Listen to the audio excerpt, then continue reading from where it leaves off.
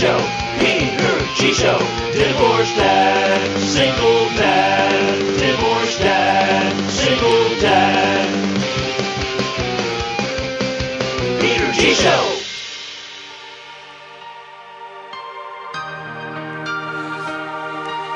Guess what, kids?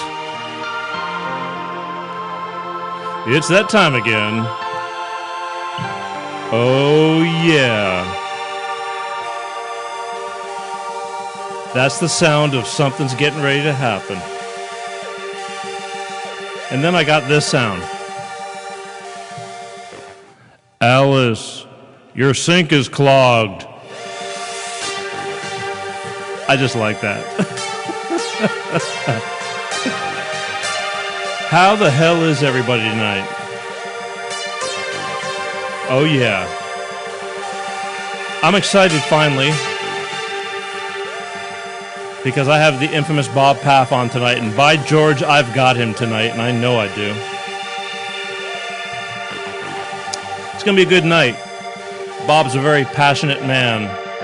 He believes in what he talks about and says, yeah, hey. Hey, y'all. We're kind of like the same people, only different. And he's on the East Coast. Bob Paff. Bob Paff does a radio show in Baltimore, and he's all over the map. He's a hard worker. He hustles. And that's why I keep after Bob Paff, because he always has something good to say, something reasonable, something passionate, because he believes in what he talks about. So anyway, that's what we're doing tonight. Finally. I know I was supposed to do that last week. Well, we'll talk about that when he gets on the air too. Just touch on it. You know what I'm saying? Anyway. Yeah. Couple of things before I get started. Could not be here on this show. Oh, by the way, like and share. Share this show. These shows regurgitate through the week. Sharing is caring. It's important. This is how we're spreading. It's all up to you guys. If you believe in what I'm doing, if you don't mind putting up with me, don't mind listening to me, you'll share. Yeah. That's right. Speaking of sharing, this is what I want to share with you right now from my friend Paul. I could not be here if it wasn't for my beloved Bolt Energy. Bolt Energy, ask for it in stores. The coolest thing about Bolt Energy that makes them different from the rest, no preservatives. That's right, people, no preservatives. Go find that in an energy drink. Again, for the millionth time, I'll save you some time. Don't bother. Bolt Energy is the only energy drink out there with no preservatives. It's only got about 80 calories in this little can. And it doesn't, when you drink it, it gives you, you're not going to get all juiced up and all grinding your teeth and everything. It just gives you what you need to, a little boost without feeling like you have anything, but yet you're doing what you need to do when you didn't feel like doing it before. You know what I'm saying? Bolt Energy. Ask for it in stores. If you can't find Bolt Energy, go to www.drinkboltenergy. And I forgot to text my sponsor right before we started, and now it's too late. But hopefully they're watching as always. They start watch parties. They got a gazillion people watching this show. So when you start a watch party, that's the cool thing about it. You can't see how many people are watching, but believe me when I tell you, it multiplies by a lot. And that's how we do it, by word of mouth, by sharing. Watch parties, people. Share the shows. We're going to take this show to another level. It's coming. And it'll be all thanks to you guys. Meanwhile, how do I get through this show? Well, Bolt Energy, of course. And number one, number two, number three, number one, I like the way it tastes. I like the way it tastes. I can't drink something that tastes like crap. And this is all good.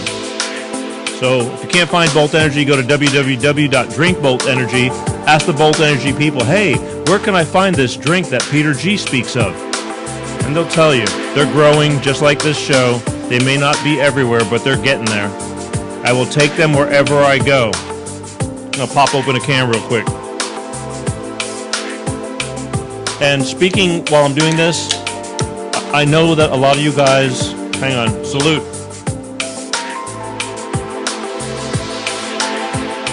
Oh man, ooh la la.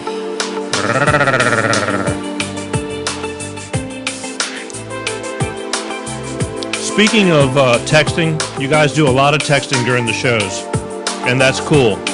But I had somebody write me while it was going into rerun last week, and she was bitching about, Peter, why don't you look at your comments? You know, and the problem was she's watching a rerun. That's a big problem.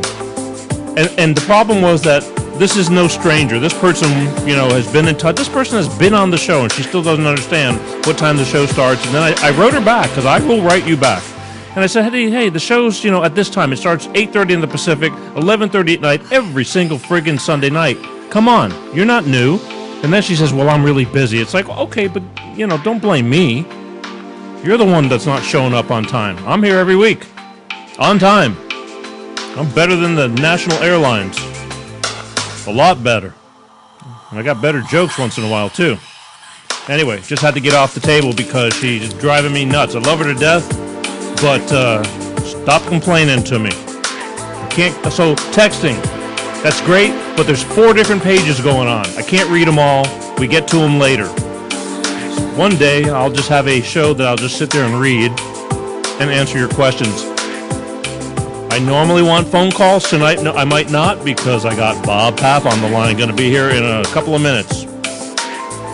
One more thing I'll tell you about next week, because next week not only is it Father's Day, but next week I have Mr. PJ Schrantz. PJ Schrantz is a Army veteran. He was a New York City fireman, first responder. He was in 9/11, Ground Zero.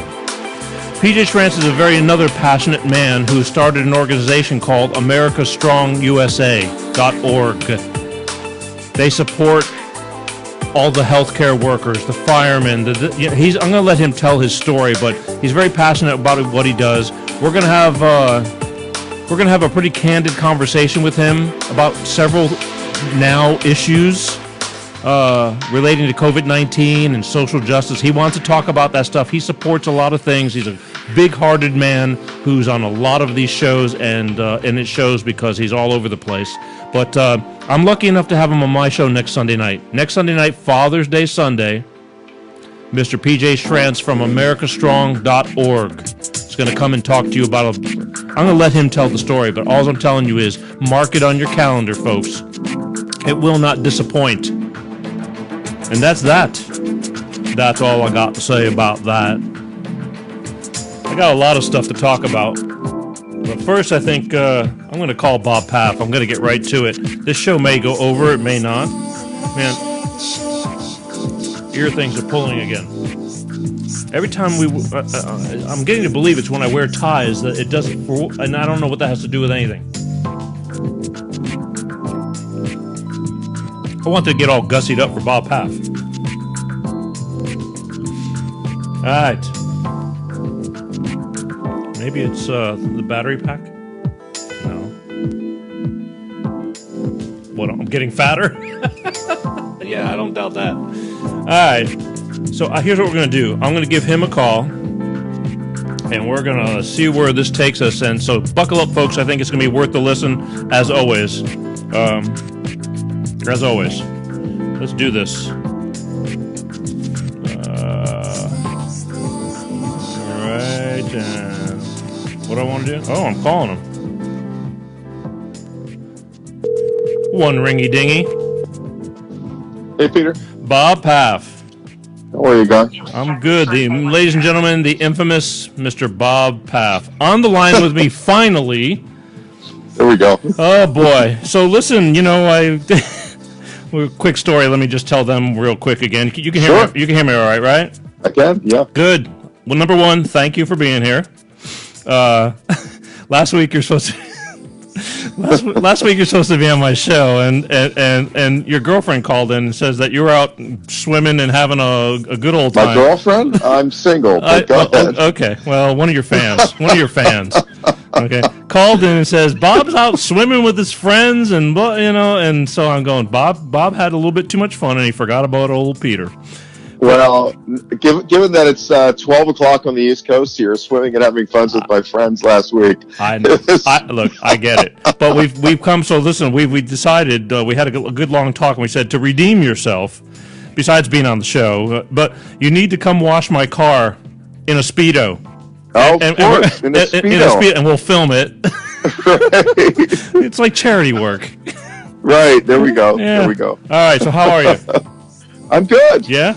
Good. Yeah. I called you again. Now, you were on the show, I don't know, a few months ago, 3 months ago, something like that. And, yes. And we talked about other things. And we talked about opioid addiction and the loss of your son and things like that, because I felt that was really important, and obviously it's important to you. Well, anytime I want to talk about important things, I realize that, again, we run in the same circles, and you're a pretty passionate man about things that you talk about. I don't think you talk about anything that you don't care about. If maybe right. Yeah, you do. I mean, you're like me. I get all fired up, and and things that mean a lot. This is the whole reason I think why we're in this business. I don't think you could just baloney your way through it and go, I'd rather be a gardener or something like that. But it's something to do. So right. So let's face it. It's been a mess these past several months. And there's been a lot going on, and I've been watching you, as I always do, and even this afternoon, when I was reaffirming that, hey, don't fall asleep on me tonight, and you said, and you said to me, you said, listen, I'm not, and maybe I read it wrong, but I'm pretty sure it was like, I'm not a deeply political guy, and I understand that, but neither am I. But there comes a point when there's things going on in our lives that affect you, and I know it is affecting you because you've been posting a lot of stuff that looks pretty current and passionate about. Yeah. So I just with all this stuff going on, I just felt it's only right and part of our responsibility to air some of these agreeances and grievances about what's going on. I mean, we're no different than anybody else. We're having to live around all this stuff that's going on. Right, correct. So I just thought, let me throw a few things at you. Let me get some of your, you're on the East Coast. You have a whole different take on things. Your lifestyle's different. Everything's different over there. Is it not? I mean, tell me. Yeah, no, I think I'm laughing because, yeah, you're right. Yeah, there's it is different here. And by the way, I want to tell everybody, I had a talk with Bob several weeks ago, and I've kind of invited him, and he kind of agreed so far that I think we're going to be doing a little co-hosting on this show because he definitely has a different take from the East Coast, and I have a different take from the West Coast. And Bob, is really good at, I mean, we think about a lot of the same stuff, and every once in a while he's going to be a regular throwing things around, keeping up with the Joneses, and talking about not necessarily what we're going to talk about tonight, but current things that we need to get off our chest or that you feel is important. And you kind of agreed, and I'm hoping you'll do it. I mean, I know it's late, and that's the problem, but what am I going to do? Yeah. No, I think it would be fun. I think it's going to be good. It'll be Bob, Paff, Peter G, East meets West as soon as we put it together. Maybe, hopefully, before this summer's over, and just once a month, something like that. We'll be just kicking around some things. I think it'll be good for you, it'll be good for me, and it'll be great for our audience. So, I agree. Just everybody jot that down. All right. So I'm going to put it in your court now. I'm going to. There's been a lot going on. From everything from, from the COVID stuff to all this political stuff that's going on, and I just, everybody's being very overly politically correct right now. What's your take on this? I mean, what do you think? What do you feel about the government or all these statues being taken down? Our history starting to be erased. Well, I don't agree with that. And let me frame my comments, Peter, by letting your listeners know I'll be 60 years old this month. I think we don't necessarily see things as they are. We see them as we are. I'm not judging, saying that that's good or bad. I'm just giving a perspective. I don't agree with that at all. And I think you can take stuff down. I saw something ridiculous, and I hope it's fake news, that Barnes & Noble is no longer going to be selling the Bible because of some depictions in there. And you can take things down, you can stop selling them or destroy them, but it doesn't change the facts. It doesn't change the history. And what happened to, we don't learn from history. I can't remember what president said. It sounds like Roosevelt, but we're destined to repeat it. So, what kind of message are we saying, and where does that stop? So, to back you up a little bit, I when I talked about not being very political, I do have strong political feelings. I just try not to get pulled into or slip into the divide. Right. And I think that's really what we're dealing with right now. I think there's definitely something. I don't buy into conspiracy theories. I don't. But I do think, having said that, I do think that there's something bigger going on. It's funny, just before you called, I was watching the Jeffrey Epstein series on Netflix. I have not watched the news in almost 2 weeks. Wow. And I actually prefer to read my news as to watch the sensationalism of the celebrity, if you want to call them journalists. Right. And I can decipher myself when I read, if I'm reading the New York Times or the Washington Post or the Wall Street Journal, or that's what we're reading over here, and so and the local papers. I can make up my own mind when it's coming at you in sound bites. And I'm a TV guy, and I'm on the radio, so I know how much time they have. There's not a lot, and so it's got to be sound bites, and it's got to be dramatic. And so we're basically watching. It might as well be entertainment news. So anyway, I was skipping through and I was watching the Epstein thing, which it's fascinating. I would encourage you to watch if you get a chance. There's really nothing else on, but it reminded me, of the 1%. Here you had a guy who was uber wealthy and surrounded by all these uber wealthy people. And I'm not saying anything to you that people don't know. Bill Clinton flew on the Lolita Express so many times, more than I think anybody else. And all the other people, and Prince Andrew, I think it was, and all the other folks. And so there is clearly, to me, something that's going on in the world and politics. I've never seen us more divided, and not only divided, but full of hatred and anger and all of this other stuff. And I've never felt this way. And I've never been. I'm in the throes here of electing a new mayor of Baltimore.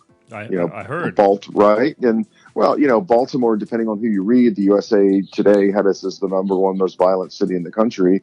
Last year, we had a record 348 murders. This year, we're on pace to beat that. We're on pace for a new record. So this is a huge race, and I'm on an executive committee to elect the person who I feel is the best person for the job. I've turned down every invitation to run for political office because, like you, I think I'm better off as a, if you get the choice to have power or influence, I would choose influence. Right. And I think I don't. That's what I prefer to do. Just sort of trying to stay out of that divide and trying to be in the middle and talk about these things. But I've come out very strong. I will tell you, being on this committee to elect this guy. I've had him on my show twice. I feel very, very strong about this guy and his story. Right. And so it really concerns me as a father of 6. And as you know, I lost my oldest son to the opioid crisis. So I'm very passionate about that. And Zach struggled with depression and lots of other issues. There are all these underlying issues, Peter, that we don't talk about. We don't look at comorbidity. I've talked about that on your show before. We don't look at depression. We don't look at suicide. We don't look at addiction. Right. We choose to, for whatever reason, ignore all those things. The problems are growing and life expectancy is down. Yet we just keep doing the same old and expecting different results.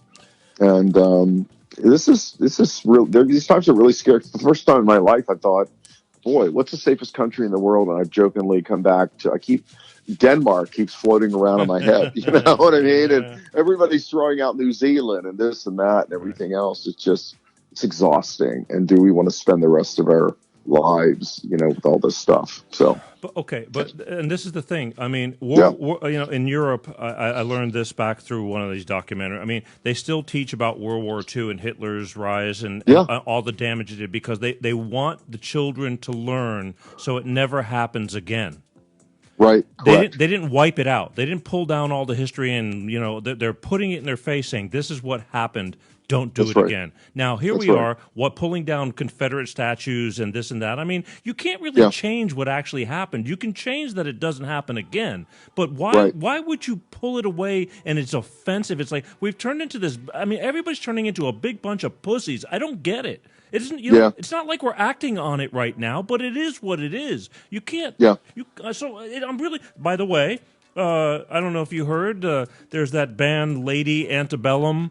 They have that song, and now because they realize that the Lady Antebellum had something to do with slavery, that they're changing the name of their band to Lady A. Nashville Oh, I band. had not heard that. I Oh had not heard yeah, that. it's you know the song if you heard it, but I mean Sure. it's like what the hell? Did you really? Why did you pick that song? The name of the band because you were pro Right. slavery? I mean Exactly. yeah. What are you changing? What you've put into it? You're worried about what anybody's going to think. They shouldn't think a damn thing Yeah. because you're just being a band. It's stupid. Yeah. Cracker Barrel.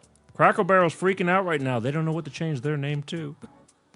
Wow. Well, the other thing about that, That's let a me joke. tell you my thought. Well, my thoughts on all that stuff. I think there are a lot of people, and somebody had mentioned this to me, and I agree. As a sales and marketing guy, and been in business for, self-employed for 30 plus years, a lot of people are doing things that are just quote unquote politically correct. They're putting up Black Lives Matters in their storefronts so people won't Right. damage or Right. destroy their storefronts, right? Right. And everybody's rushing now to either give stuff away or to do this or do that or say we support you. Yeah. And really what they will tell you in private versus the dialogue in public are two different things. Right. As opposed to us who, if you're a normal, decent human being, all that stuff was important in the first place.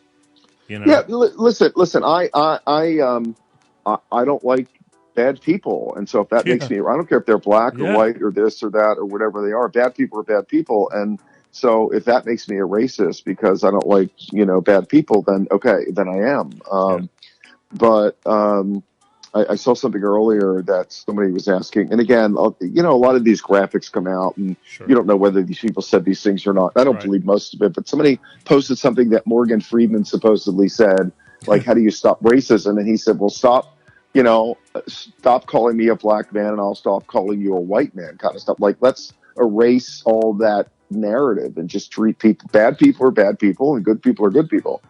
Regardless of what the colors are. But the truth doesn't come out. If you watch it in sound bites and clips on the news, we don't hear all the data, Peter, with what they do, what one faction will do is pit one against the other. Sure.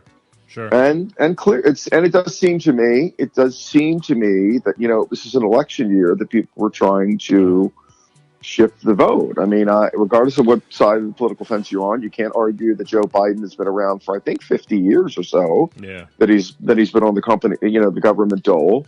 And he himself has been called, he said he didn't want his kids going to segregated schools and he did this and that, and referred to Obama, I think, at one point as a cleaned up colored man or something like that, kind of like, if we have to have one, it might as well be you. But now he's going to funerals and showing off, Sure, exactly. Yeah. But that's, again, it's all bullshit. It really is. Really is. It is. And so when I said we started this conversation about me not being deeply political, as I said to you earlier, I find myself, I have feelings about these things, and I've lived a few decades, and I've experienced things. I remember watching my brother walk in the front door of our 2-bedroom little row house in the inner city of Baltimore, and he came in from baseball practice in his uniform covered in blood. And he had been jumped, as we called it, by a gang of kids on his way home from baseball practice. And they held him down, and they put his hands down, and they beat his hands with a baseball bat. All of his fingernails bloodied and fell off. My brother died at 54 in 2011 with that vivid memory. And I was 6 or 7 years old. He was 4 years older than I was. And I remember my father flying out the front door. This was during the 60s, the riots in Baltimore and everything. Sure. And my father flying out the door. And our fear was, if my father finds any of those kids, he's going to kill them. And I'm a father. I'm thinking, if anybody did that, if one of my kids walked in the door bloodied like that, I'd go flying out the door too. Yeah. I get it. You see what I'm saying? Right now, people are getting beaten and they don't even know who they support. They're just beating and burning down. It's like, what good? There's nobody's judging anybody. They're just doing it. Yeah, they could be on the same team and they're beating each other. It's true. Yeah, and all you hear is what they want us to hear. Yeah, I mean, they conveniently leave out facts here or there and all this kind of stuff like that. That's the problem. So the sheep. Everybody's and believing it and not. I'm gonna keep moving on. Sure, please. Seattle. This sounds. Oh, I can't believe this is happening. This isn't England. Where you know what I mean. Where they're having troubles with Muslims taking over a neighborhood and calling it their own. We're in the United States of America, and now they've taken over city blocks. What's your thing on that? I've reached out. I have friends in the Pacific Northwest. I have a friend in Oregon. We've had conversations, and I said, "What the hell's going on in Seattle?" I mean, I know it's a very liberal, earthy country kind of a place like that, and I didn't know, and I don't mean anything disparagingly about what I'm going to say, because lots of friends in the gay community love that. I understand that the mayor of Seattle is a gay woman or whatever, and people said very angry. So I look at a lot of these people. It's like, what's your story? One of the things I posted recently is you want to find out the truth of somebody. What's their story? I imagine at some point in her life, as a lot of people, a lot of communities have been discriminated against. Okay. Yeah.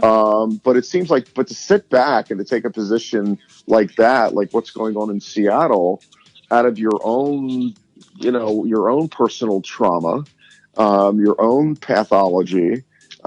It's shocking to me. I mean, it's incredible. It's incredible. But what would gay have to do with it? So you're gay, all right? Do you do your job well? Great. What I mean? Agree. No, totally agree. So what I'm trying to do there by saying that is trying to figure out like what are these this woman's issues? Like, what is it that she's, this whole notion of standing down or allowing people to act out and to retaliate and whatever? I'm just wondering, maybe she's suffered through listen, there are a lot of people hurting here emotionally. And let's face it, we get a lot of either narcissistic people elected to office. You get a lot of badly damaged people that are elected to office. Look at the city of New York. And I was reading something and I can't believe this, de Blasio's talking about no more private property and defunding the police and all of these crazy things. I mean, this guy is a train wreck. I mean, between he and Lori Lightfoot, or whatever her name is, in Chicago, they're up for and then you got the woman in Seattle, certainly up for the worst mayors in the country. But you can't let somebody just walk in. You have businesses. There's people that live in these city blocks. You can't just walk in and say, we're taking over. Correct. I mean, but they are. Yeah. But they did. Yeah. So I'm all for, and when you look around, and again, this is the whole political thing for me, the facts are, when you look at all of these cities and states that are in so much trouble and have just had this lawlessness, they're run by Democrats. That's just a fact, right? Yeah, that's just a fact. Are they that determined to ruin us? Look what's going on in Illinois, and Pritzker, I think, spent $176 million to buy the governorship, basically, of Illinois. J.B. Pritzker, whatever. So when you look at what's going on in all these places, it's unconscionable, and it does seem like it happened overnight. I mean, I think this pot's been brewing for a very long time. Yeah. I tell people, I know a lot of people that hate Trump, and I'm just saying personally, I know some people that hate Trump. So whatever side of the fence you're on, Trump didn't start this. Right. Somebody said it was a very reasonable comment. It wasn't Trump's fault. It wasn't Obama's fault. This has been going on for a very long time. Did Trump poke the bear? Does he poke the bear? I think he does. Oh yeah, I do. Did Obama have 8 years of being able to do way more than he did? I think he did. I think he could have done a better job. Sure. And so, yeah. But did they cause it? No. But again, and Trump loves to poke the bear, as you know. He's a little rough around the edges, but but if he's he does what he says he's going to do. I don't know. I'm sorry. I don't mind that he's rough around the edges. I just can't see anybody better, and I'm sorry. Somebody's going to hate me for it, but that's just the way it is. Show me somebody better. He is rough around the edges. I mean, there are two different answers, I think, to your question, your comment. I appreciate it. He's rough around the edges, and he's thin skinned, and I wish he would not pick a fight and throw a rock at every barking dog. Yeah. I wish in some way, right, he'd be a little bit more presidential. But to your point of, who's better, I mean, I think there's a lot of truth to, listen, a lot of people will tell you, not to wax religious or philosophical on you, but there are a lot of people that if you said to them, do you believe things happen for a reason? Most people would say yes. And then if you said, well, do you think then, therefore, Donald Trump's here for a reason? Oh, God, no. Right? Yeah. Right? I mean, you've heard that before. A lot of people believe things do happen for a reason. A lot of people say, and I think he is not somewhat of he's a disruptor. He's a disruptor. So what's on the other side of this, which is what remains to be seen. Well, so I swore when I started doing these shows, I didn't want to get into all this because it literally, I saw you told me, I watched, you're deleting people because they can't get along, they can't agree to disagree, and I do not want to be that guy, but I have my beliefs, and I'm sorry, I believe in what I believe, but the opposite side can't believe that we believe what we believe, and you can't believe that they believe what they believe. It's like, we're all stupid. I guess. Yeah, that's really sad, and I do really, and so to talk about that.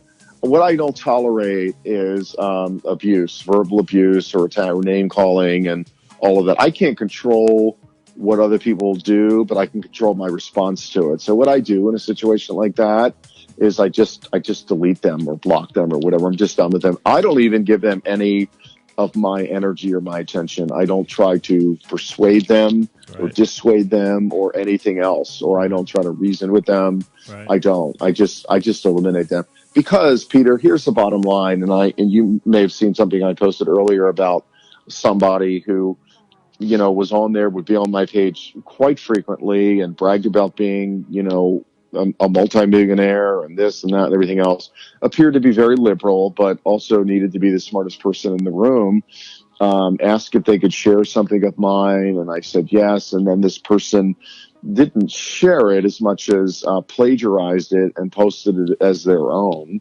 and didn't even acknowledge me or tag me so it'd say, hey, hey, this came from Bob Paff or whatever. Oh, and I'm sharing it. It's great stuff. And so I had noticed that this person, which was good, blocked and unfriended me. So that was good. That was good. But here's the point of that whole thing. I kept feeling the whole time, every time I saw something with this guy's like, oh, so-and-so's going to weigh in. Can't wait for so-and-so's response. Right. Here it comes. And it was my intuition that was saying to me, the voices in my head kept saying, Bob, this is not a good person that's really should be in your space. And I don't mean that by, not a good person as in a bad, but not a good fit for me. Not one of the things I talk about in my book is who's on your team. I have a whole chapter of who are your people. Right. And that's what I mean, Peter. And I can't control what this person thinks, and nor should I, or nor do I care to. I can control if they're in my space. And I just choose, and I'll tell you what, if your listeners are out there, a lot of people will just pick and choose to fight and pissing matches and all that kind of stuff. I just get rid of them. And once you do it once or twice or 3 or then 10 times, it's so easy. It's so easy. I've got a few more that I'm thinking, oh, okay, it's about time that, you go. And then it was interesting with this person because there would always be, I don't want to say an argument, but it was, this person was always ready to light the fuse. And I just had enough of it, and then just noticed that they were suddenly gone. So I'm glad. I mean, I'm sure this person, was a bright person, and in terms of intelligence or whatever, and just realized that we're not compatible. And instead of continuing to get into those pissing matches, they're gone. Yeah, so. I get it. Okay, real quick, Yep. then we'll leave this subject. Sure. So Seattle, I'm afraid that Seattle, these people are not going to disperse, and it's going to turn into another really bad scene because they've taken over. How do you get these people to go, listen, enough is enough, everybody needs to go home, without saying or else, and they're going to go, oh, yeah, and then we're going to have a mess over there, another mess. What about the governor? What's the governor of Washington? I don't think they're doing much. It's really? Trump is okay. like, you better do something or I will. I will. Yeah, I can't blame the man. It's like, this is not. No, this is America. I agree. It's not. I agree. It's the land of the free, but not for free. I'm a big fan of the governor of South Dakota. I can't remember her name, but she's done a terrific job in not shutting everything down. I don't think South Dakota ever shut down. Arkansas, Asa Hutchinson never totally shut everything down. And, we're going back and forth with the virus and the riots and everything else. But she's done a great job and called in the National Guard to quiet everything. And I mean, listen, that's what we elect these people to do. And it's funny, I had a conversation with a friend of mine last night who was in the National Guard, the Maryland National Guard. And Cuomo was saying, I think, we don't want the National Guard coming in because they don't know our territory.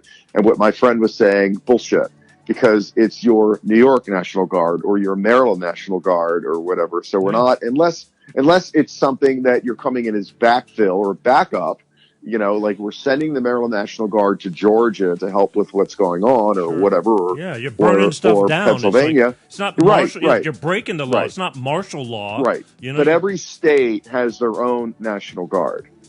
And so it's disingenuous to sort of throw it out there and to say, so anyway, the governor of South Dakota called in the National Guard and shut down the protests. And let's clarify that people do have the right. It's there. It's constitutional to be able to freedom to assembly and to protest and whatever. But when it gets violent, you're destroying people who have already been destroyed by the coronavirus. Yeah. And the other thing too, Peter, it tends to be in the worst neighborhoods. It tend to be what I mean by that is the poorest neighborhoods. Right. So, you're burning down a CVS and a store where people need to go and get their medicines. What kind of message is that sending? In Atlanta, I heard that they burned down the Wendy's where the guy fell asleep. Right. What does Wendy's have to do with what happened? I was just getting ready to go there. It's like they burned down Wendy's for the guy getting shot and killed right there. Exactly. Right. They just hurt. What the hell does that have to do? This is stupidity. This is the stupidity. Right. What point are you proving right there? Correct. None. Well, stupidity is a key word, and I think for a lot of these people, not very well informed, not very well read, just let's burn down the Wendy's. So if it had been a Bob's Big Boy or whatever you've got, Jack in the Box or whatever you guys have out there on the West Coast, why do you need to burn that? He fell asleep apparently in the drive-through line. Somebody called the police. They came.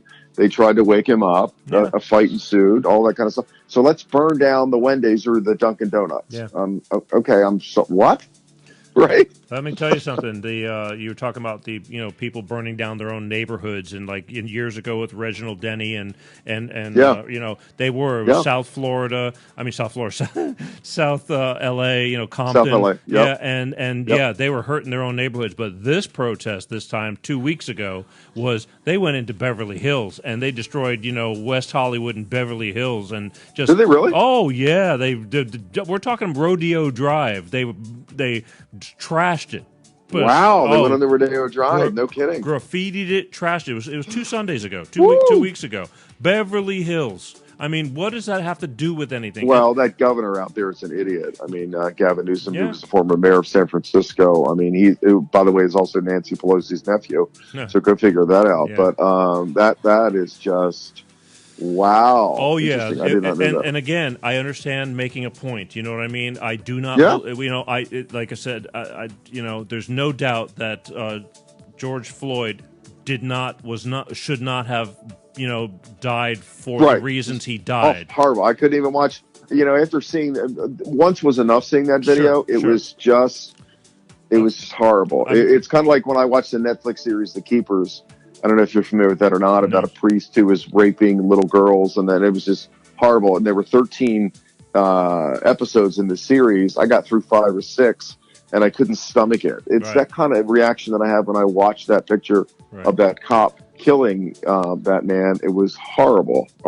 He will, by everybody's definition. He will change the world in a way. I mean, he died. Mm-hmm. His death will not go in vain. There's no doubt that cop did the wrong thing, but you cannot blame every cop. In fact, 99.9% of these cops, who you did the thing. Who are you going to call when you need somebody? That's right. And I just don't get the ideology. So let's go destroy some stuff. It's one thing to make a point to demonstrate and this and that, but not obviously. Then you got the gangs and everybody else jumped on the bandwagon. They looted the hell out of everything, and they lit lit everything on fire in the Beverly Hills, Melrose Avenue. I don't know if you're familiar with, like, that's a pretty trendy street. You go, No, I've been to Beverly Hills. I've been to Rodeo Drive, so I know it all. Melrose Street is like a very nichey little. There's lots of little stores and shops, and it's a really cool place to hang on Sundays and stuff. And they burned stores to the ground and just ripped everything off the walls. And everybody's got new sneakers now and clothes and. Because they jumped we're not dealing with the tragedies in those communities, and we're having that narrative now in Baltimore. And this guy that's running for mayor here, Baltimore's 68% African American, and so everybody thinks that we should have a black mayor, whether it's male, female, whatever. And the last four, I think, if I had been, now they've resigned in scandal. They've gone to the last one's going to jail for 3 years for selling all this kind of stuff. So the guy now that I'm supporting, who is fantastic.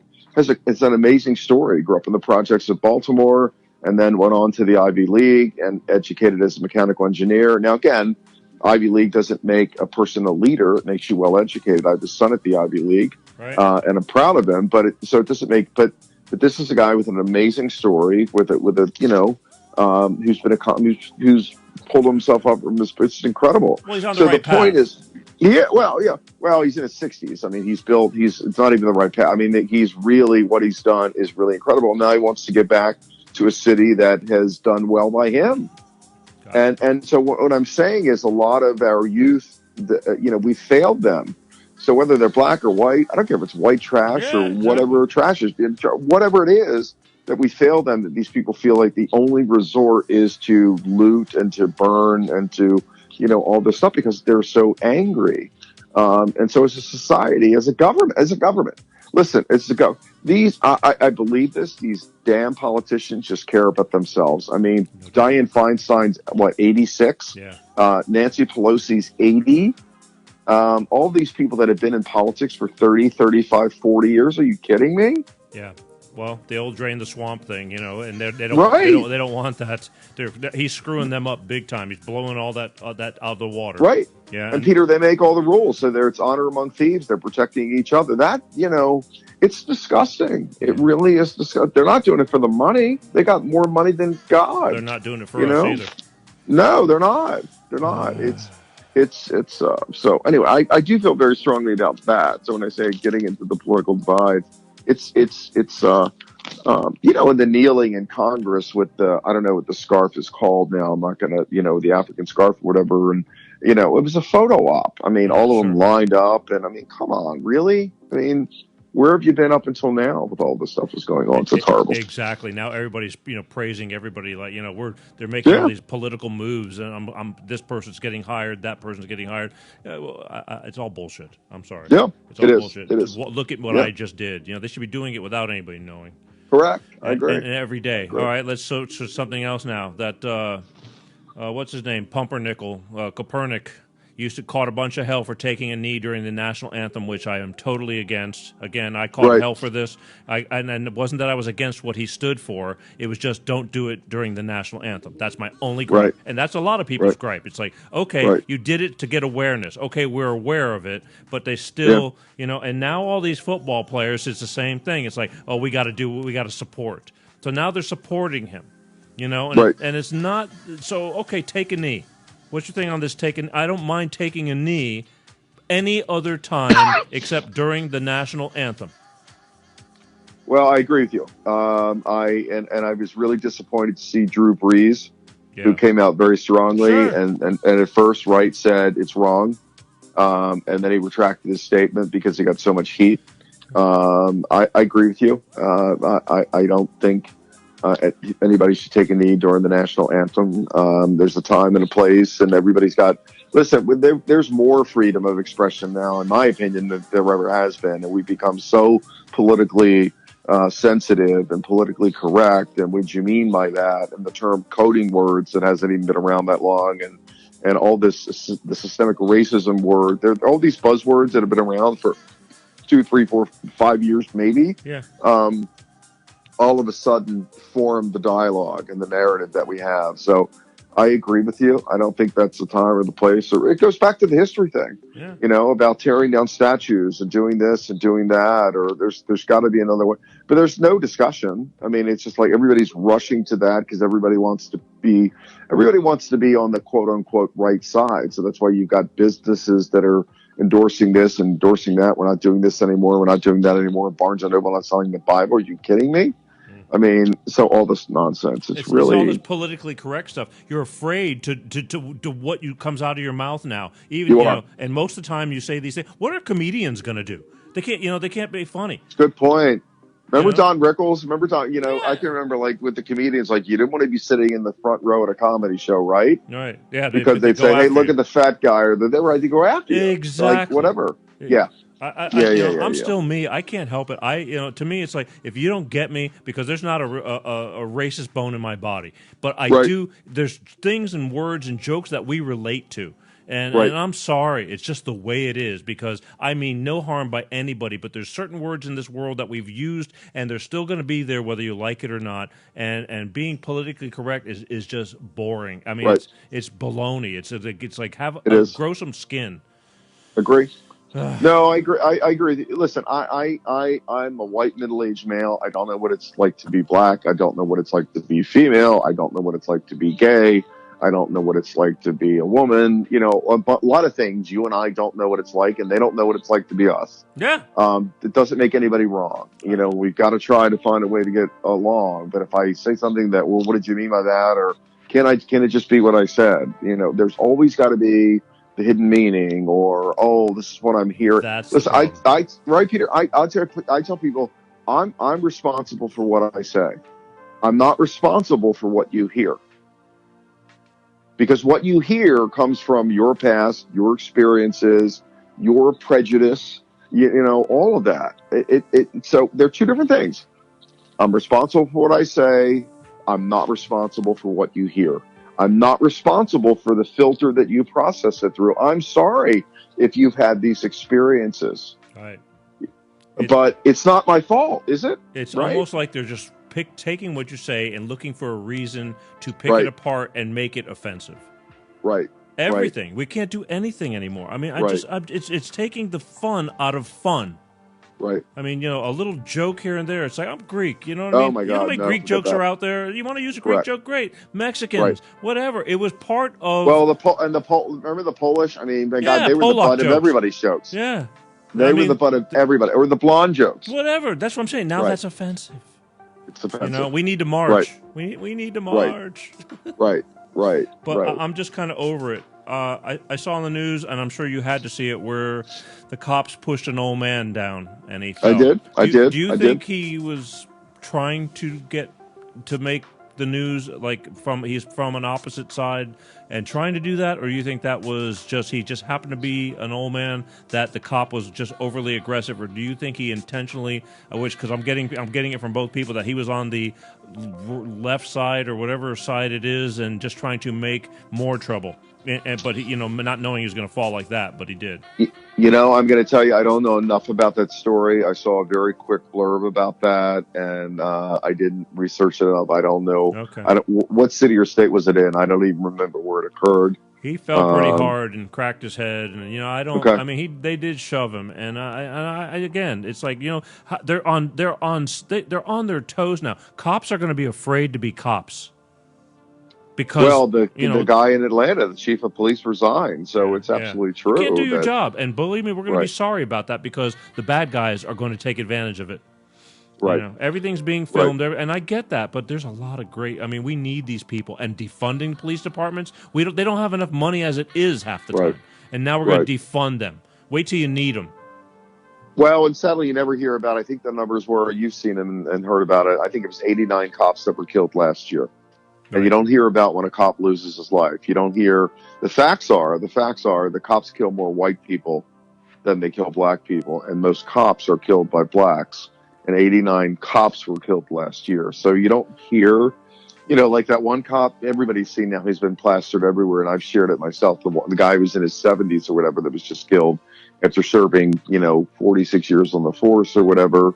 Where was the outrage about that? So I think that's the other part that people are saying, now, wait a minute, this happens, and this gentleman, again, as tragic as it was, had 8 funerals and a horse-drawn, hearse and a gold casket or coffin or whatever, all this kind of stuff. Yeah. And regardless of his past, and regardless of drugs in his system or whatever was going on, nobody deserved that, and it was horrible. And clearly, the guy was murdered. It was unbelievable. But still, there's got to be a balance there. I think. I just wish they wouldn't have. I just wish they wouldn't have made him as not a hero, but I mean, like, he did have a tattered past, and yes, I'll say it for the 1300th time, he did not deserve to die. But he's a man who struggled. He went to prison. He went to jail. Maybe he's cleaning up as he gets older, but still hooked on drugs. We all know that. You of all people understand that that stuff gets a hold of you, and sometimes I do. Okay, I have great sympathy, obviously, for that. But I just wish they wouldn't. They immortalized him as a human being, and not more than just the cause. And it's just it was tragic. I get it, and I'm probably gonna catch a lot of flack for it, but I don't care, because the reason is it's true. He should not have died for that, and he will go down, and it will change a lot of things, and maybe things happen for a reason, as you said. Right. Well, you've also got to let due process. Listen, now that everything's on video and that cop guy had his hands in his pocket while he's choking the last breath out of his life. That guy's going away forever. He's done. His life is right. He did wrong, and I'm sorry. He will hang for that, because if he doesn't, that's what I'm saying. Yeah, if he doesn't, due process, it's going to be hell. Right. Yeah. I mean, he deserves everything that is coming to him. Because there it is. Right. What was he thinking? Again, what was he thinking? What was his past? Like, what happened to him somewhere along in his life that he exploded and decided to do that? You're exactly right. But that's where you've got to let the due process.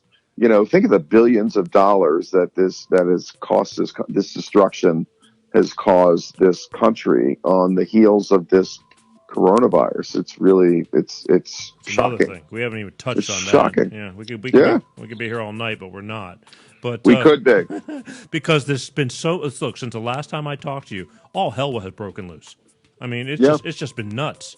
And and these are just a few things. I mean, I caught a memorial service for George Floyd. I happened to be home and I watched TV, and I'm not a big fan of Reverend Al Sharpton. I just always thought through the years he just is a I would agree band leader, a pot stir. Yeah. But I got to tell you, maybe he's getting older or whatever. I didn't mind listening to him. The words that came out of his mouth during George Floyd's memorial. Now, I don't know about the funeral, because he went and spoke everywhere. It was a parade, But he actually spoke more calmly and more reasonably, I think. I had a friend tell me the same thing. Really? Actually, and she was telling me like a sentence or two that he said was like, yeah, that's true. And I didn't watch it. But I had somebody to agree with exactly your comments, that he was not as inflammatory as he normally is when he does those kind of things. And thank God Jesse Jackson wasn't on the stage, because at all, right? He hasn't even been. He sat in the crowd. He was in the crowd. I haven't seen any of these guys. These guys are getting up there in age too, and but I don't know. I thought to myself, good job for finally being like normal, talking about this tragedy without overinflating it, as if it's not inflated enough. It's a tragedy as it is, but they just take it to the top, over the top, and just it gets to be a fiasco, a circus. Correct. And so he did a pretty good job. I mean, and again, I didn't catch the funeral and this and that, but I was, that's the first for me, because as growing up as a kid, I've heard that too, and I was shocked. And as soon as they said he was going to be there, I was like, oh no, here we go, right? Yeah. I mean, there was a lot of people there, and that's fine. I get it. But he spoke, and I'm so he redeemed himself to me. Maybe he's getting, we all change as we get older, and you get a little bit smarter, a little bit wiser, and sometimes you even tend to tame, speak more softly, and make good. Make I'm more, glad to hear that. Yeah, more of an influence. I was actually, he redeemed himself with me a little bit. I'll give him. Because I honestly, I was like, what a, just a lot of. I used to think it was. Well, that's what we all need to do. Give the credit where the credit is due. Yeah. If you listen, Peter, there's right and wrong, and right and wrong doesn't have a color or a religion, absolutely, or a gender or culture or anything else. It's just it's right or it's wrong, and I think we got to get back to that. If I was going to put a bow on all this, what we're talking about is let's get back to, and I think that was Morgan Freeman's comment, is really you get back to what's right is right and what's wrong is wrong. Yeah. And that doesn't have, what that cop did was unconscionable. Right. And he needs to rot in hell. Yep. And it doesn't, and that doesn't have a color. It wouldn't have mattered if that cop was Puerto Rican. Yep. What's wrong is freaking wrong. Yep. And more, again, one bad cop, we're going to judge everybody just like we're judging one bad black person or one bad white person, and then we all suck. You know what I mean? Just is what. Well, what's a comment too tonight? Like, not all blacks are criminals, not all whites are racist. I mean, what we tend to do, and I really avoid, and I think I do a pretty good job. I hate the generalities. Right. I hate when people say all men are this, all women are that. And all whatever, like, just avoid the generalities. Yep. Bad is bad, good is good. That's the one you can say that. Well, that was bad. It has nothing to do with your color or your, again, religion or your gender, whatever. It's just bad. And I think we need to look at things, Peter, through that prism more than just saying, oh, well, he was a white guy, or oh, it was a black guy. Let's stop that. It would now. The bigger problem here, I have an issue, believe it or not, and I use it effectively because of what I do, but I have a big problem with social media. I mean, I believe if Facebook went away tomorrow, so would a lot of our problems. Right. So I really believe that Jobs and Zuckerberg and Gates did not do us all. Listen, too much of anything in excess is not good. There's a pendulum that swings back and forth. And I just think, with the push of a button, you can piss somebody off in Scotland, right? Yeah. Think about it. Listen, I'm old enough that if you were out during the day, you didn't have a cell phone, you got home, people left messages on your answering machine. Remember those old big things? And you push the button, and right? See, right? Yeah. There you go. Yeah. There you go. And so during the day, your level of anxiety wasn't increasing. You didn't feel yourself getting pissed off all day long because of something somebody said that you could see on your phone. I really do. I just believe I find myself seeking to come. Lots has changed for me since my son has died, and that's something I wouldn't wish on anybody. And good things can happen to in a bad situation. Like, good can come of that. I know now. Mark Twain lost a son. Abraham Lincoln lost a son. Charles Darwin lost a son. Shakespeare lost a son and went on to write some of his greatest work. Sure. So good can come of that kind of thing because we can't bring our loved ones back, but it does change you in ways that are really sort of indescribable. So anyway. Speaking of indescribable, why don't you describe to my people and to your people who may be listening, what you do a radio show, you're still doing your show, you told me, on Fridays? What is it? Yeah, so it's the Bob Paff Show we do every Friday night, 6 to 7 Eastern Standard Time. In Baltimore. And it's growing. Just this Friday, we had just a terrific show. We had a guy who is a rags to riches Horatio Alger story. His name's Steve Jeppe, who dropped out of high school to support his mom. Made his money, his fortune in comic books. His first job, he was 11 years old. He was selling comic books to make a couple of bucks, and went on and worked for the Postal Service for a few years. One of his dreams was to be an owner of the Baltimore Orioles, the baseball team. Mm-hmm. In 1993, that became a reality. Wow.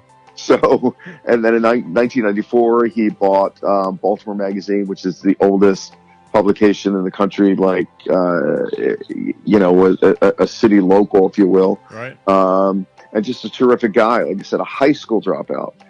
Just turned 70 years old in January. So he and I, it was just like going down memory lane in Baltimore. So we had him. Mm-hmm. And then the week before that, we had Bob Wallace, Bob is running for mayor of Baltimore. And I told you I'm on the executive committee to elect him mayor, and I'm working very hard for him. Good. And then next week coming up, this Friday, I have the rector and a professor.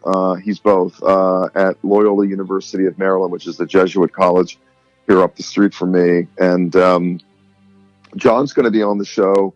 Father John Savard is his name, but he's going to be on the show talking about religion and God in our lives and prayer and how do we get through this and what's on the other side of it. We had him call in a while ago. He was up in Connecticut taking care of his aging parents they're in their 90s or way up in their 80s, and he was up there taking care of them. Right. And now he's back on campus, and he's going to be in the studio with me talking about how do we find peace. And Peter, I've told your listeners before when we've done the show, my faith has gotten me through the worst times of my life, and I struggled with it. Mother Teresa struggled with her faith for 10 years, and really struggled with it. And I've had God, everything I've been through, my parents' divorce, my own 2 divorces, my son's death, addictions, depressions, all of this stuff. And so it challenges you. But also on the other side of it, without my faith and without trusting that there's a purpose for life, I wouldn't get through it. So Father Savard's going to talk about that on the show. We tackle a lot of topics that people aren't really talking about, like addiction and suicide and depression and other things, and veterans issues. I mean, I think what's going on, and you look at a state like California, look at San Francisco, what's going on there with the homelessness. Right. I mean, it's horrible. So I'd like to see us as a country focus in on some of those issues. Right. Think about all the money now that we're going to have, the government's going to spend between the virus and between all this destruction now. If we tackled real issues like, homelessness and all that kind of. My daughter actually said to me, "Dad, you sound like a Democrat." It's funny. My 18-year-old daughter saying to me that, and I said, "Well, and I consider myself a moderate Republican. I do. I support small business and I support less government, and I'm all for that. But I do believe there are always going to be people living on the fringe." And people that are always going to struggle with issues. My son was one of them. I'm just wondering how long it's going to be before everybody, when we get back to normal, and we will eventually, and then before everybody forgets about these causes that we're supposed to be doing to be stronger, better, bigger, better. Yeah, you know what? I wish that I believed that was going to happen. I really do, and I'm going to sound like a pessimist for a second because I'm typically. It's okay. I'm worried about it. I'm really worried about it. For the first time in my life, I thought about leaving Baltimore. Yeah. I thought about leaving the country. I'm really worried about it. I don't know what the other side's going to look like. This whole mask thing, I still see. I don't know how it is for you guys on the West Coast. But here we see people driving by themselves in their cars with their windows up wearing a mask. I forgot. I was going to talk about that on my own with it, not to bore you. But is that not the stupidest thing? I don't get it. I don't get it either. The virus doesn't live in the air. The droplets are too heavy. It doesn't, it transmits if you blow your nose in somebody's face. But Peter, it's been in the 90s here, and and they said it doesn't survive in the heat and the sun and whatever. And so you've got people driving in their cars with gloves on and masks, and they're in the car alone. You're breathing your own bacteria. You're breathing your own bacteria. Yeah, I forgot. I was going to joke about that earlier, but I forgot. I don't, and I got to tell you this. This will sound terrible. At times, I'm sitting at a light, and I want to say to them, or see someone walking down the street because I walk every day. Yeah. I want to say, "Why are you doing that?" And I said, "Bob, just stay in your lane. Yeah. You don't know the story. Maybe they're immune suppressed or whatever. You don't know the story, and let it go." And so, what I do tell people is, if you feel unsafe, stay home. Yeah. Stay home. It is funny, right? Looking at that. It's hysterical. Yeah. It's hysterical. I mean, I was like. You see them with it's like, I've been in the line in the store. The only time I wear those masks, really, the only time is in the store because I have to. Yeah. And the second I get out, I take it off immediately. Absolutely. Who are you going to be around? Yeah, there's nobody around. Right. Who am I going to? And it's a bandana that I have. I don't even have one of the surgical masks. It's ridiculous.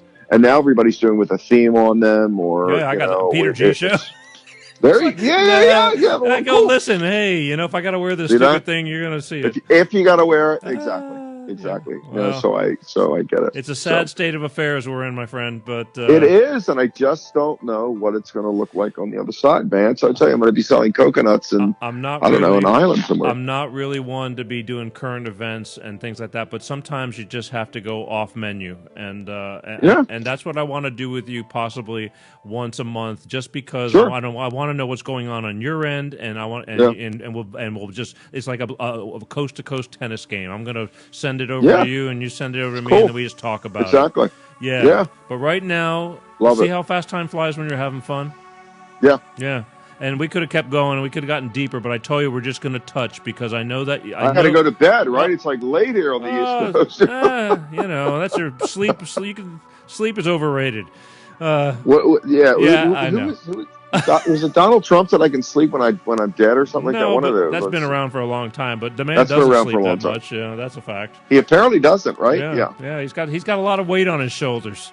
You know, he does. You've got He his does. own people on your own side. You know, fighting against you. Whether you like him or not, he's got a lot of. It's not a. I grew up thinking I wanted to be in politics and thought that I would like to be the president. And I've turned down invitations to run for lots of stuff, and now I don't want to do It's that. a no-win situation, at least for that It guy. is a no-win situation. It isn't. Correct. Yeah. All right, listen, I'm gonna let you go, and we're running out of time. Ladies and gentlemen, Bob Paff from Baltimore, Maryland. He's got his own radio show every Friday night. What time is it on Fridays on the East Coast? 6 to 7 Eastern Standard Time. All right, you can tune in. How do you have it through the web too? Don't you? Yeah, I got it. Well, people can go to WCBM, WCBM.com, or they can just go to. I Facebook Live the show. Right. They can download the app on their Android or their iPhone. So yeah, there are lots of ways they can get me. So on your Bob Paff, which page are you doing that on for Facebook? So I just do that on my personal. I just do that on my Bob Paff page. Okay. Yeah. Okay. Yeah. And I'm sorry again. Don't think I haven't forgotten about. I talked to you about how you tap in to be live, so you can be live for your show, so they can hear, so they can hear. I've been looking. I just can't find that part that I bought because I bought it years ago. Well, guess what? My son ordered it for me, and we've got it. We should be able to plug it in this Friday. Good. So thank you. All right, but I didn't forget about you. I just been kind of no, we got it. All right, it's a little bit of hit or miss. If you get it, you'll be fine. And believe me, then you'll be doing just this, and they'll be able to hear your callers and everything, and not just one sided. So it's very cool. You need that, and it's so simple, but it's just unless you know. All right, again, thank you on behalf of me and my 3 or 3 million, whatever it is. I appreciate it. I appreciate you too. So go to bed, and we'll be talking again very soon, my friend. All right, Peter. Thanks so much. Love you. Good night. Thank you. Bye. Love you. Bye.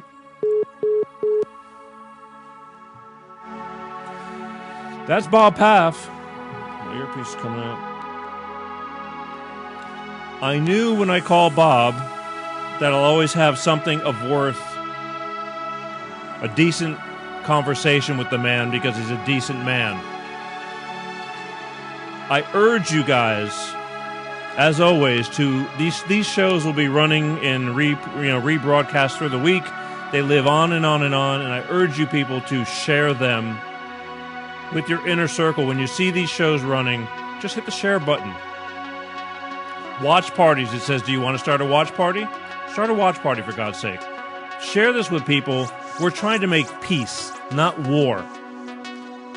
Everybody needs to... This is ridiculous. I'm scared for my child growing up. And I just am. It's just the way it is. It's like we're turning into a big friggin' mess, people. I don't want to have to burn the place not me. I don't want the place to burn to the ground before people realize, by non-existing and starting over again. I truly believe majority of the human race is good people. But, it only takes that one match to start the fire. Even though it's a whole bunch of matches in the box. Living peacefully. I truly appreciate you guys for tuning in. Next week's going to be a good show. I'm going to have Mr. P.J. Schrantz. Again, P.J. Schrantz has an organization called America Strong USA. He's an Army veteran. He's a former New York City fireman who was in Ground Zero during 9/11. He was a first responder. He's got a hell of a story. I'm having him on Father's Day, and it's just kind of ironic. I mean, we literally talked for hours the other day, and I said, listen, save it for the show. He also has endured some losses that are very deep to the heart, just as Bob Paff and many people in this world. And he's going to tell you why he's doing what he's doing. He's a nonprofit organization for helping all our medical people, our first responders, and it's a long story. I'm going to leave it to him, but you're not going to want to miss this next week. Truly a man who can express and really tell a story about why he's doing what he's doing and how hard he's working at doing it. And I think you'll find it pretty interesting and amazing. Where it's going to be next Sunday night, right here, live on Life of Peter G, the Peter G Show, right here on Facebook. It's that time to go now, people. But again, I thank you. I thank you more than anything. But do me the favor. If you feel that we're worth the watch, share it. Share it. Let it be known that you're sharing these shows. We're getting bigger, better, stronger. There's a lot of things going on. We're going to be expanding. But it's just been a long road to hoe. And I have to ask you every week. I do, because I have to remind the newbies that are coming in. And they are coming in. So I'm not begging or anything. It's just that we as people forget. You know, it's late at night. I know you can't all watch the late, the shows because they're late. Get a lot of people from the East Coast, like Bob, who fell asleep on me last week, and that's why he came on this week. So we just did it. But you know what happens? It's late. But they can watch the repeats. You can do a repeat anytime you want. Rebroadcast. Just hit the start a watch party. Boom. It regurgitates through Facebook, LinkedIn. If you want to see it, it's all stored up on YouTube. Lots of shows on YouTube. Different subjects. But it's hell or high water. Not backing down. This is what we do. And for all you lurkers, my super fans that sit there and just watch from afar, I appreciate you very much. For all of you who do all the texting while the show is going on, I can't keep up on the screens, but they will be looked at and be responded to. I thank you all. Just please take in consideration, it's not that easy keeping up with all the text. They're flying by. You may only see what you see, but there's other screens doing it, and people with different people doing the same thing. We'll get to you. I appreciate you all. I would not do this if it wasn't for all of you. I'm doing it for you, with you. I hope you're watching with me. All right? Till next time, next week, same bat time, same bat channel. 8:30 Pacific, 10:30 Central, and 11:30 on the East Coast. We'll catch you all again next Sunday. And stay safe. Let's all just get along. Let's try to make it a better place. It all starts with you, the individual. All right? Reach out to people. You never know what they're thinking. Sometimes you need to smile at somebody to let them know, hey, we're all the same. All right? That's it. Peace out. I love you.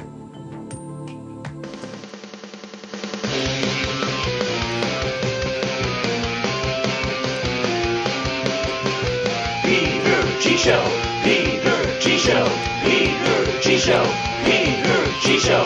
Divorced dad, single dad. Divorced dad, single dad. Peter G Show.